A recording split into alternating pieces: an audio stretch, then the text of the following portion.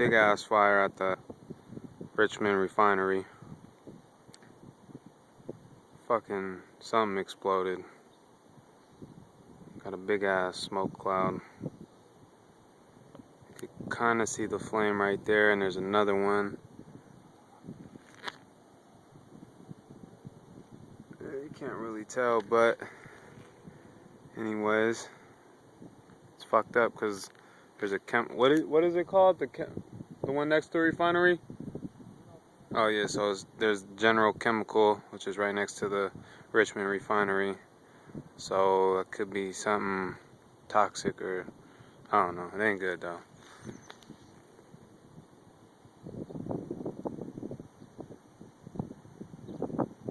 But yeah, hopefully it's not anything too crucial. Just thought y'all might want to see that.